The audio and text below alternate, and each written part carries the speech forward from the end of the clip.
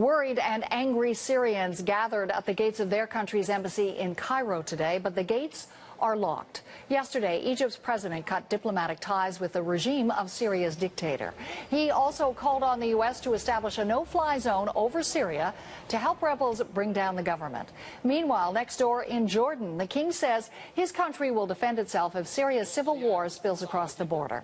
He'll have the help of U.S. Patriot missiles, fighter jets, and thousands of American soldiers who are there for military maneuvers. So the pieces are in place for a dangerous new escalation in the conflict. Rania Abu Zaid is a correspondent for Time magazine, and we've reached her by phone in Beirut. So, Rania, why did Egypt's president actually cut diplomatic ties with Syria? Well, that's a key question to be asked because, as you know, the conflict in Syria is now more than 2 years old. But, you know, it indicates there's been a marked hardening of sectarian language across the region, especially since Lebanon's anti-Israeli Hezbollah movement, which is a Shiite militant organization, openly announced what many people already suspected or knew, and that is that it was fighting alongside Assad's forces inside Syria.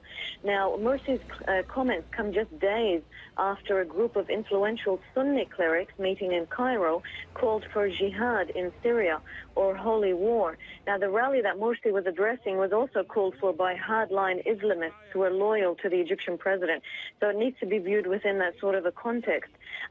You know, Morsi in his speech addressed the issue of Hezbollah, and he said that the group must leave Syria and that it had no business or place being in Syria.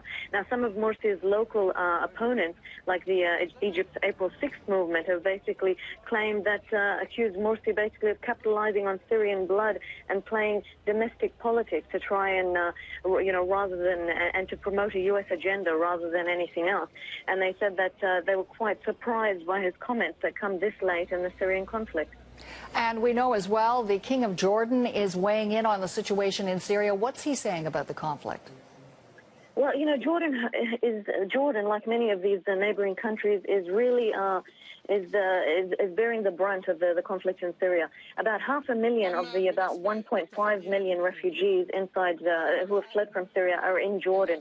The Za'atari refugee camp in Jordan has become one of the largest cities in that country. Now, King Abdullah was talking tough, saying his military was ready to respond to the threat of any spillover.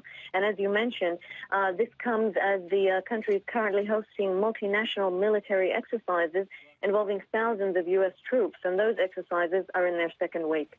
All right, we'll continue to follow all developments. Rania, thanks very much for the update. That's Rania Abu Zaid speaking to us from Beirut.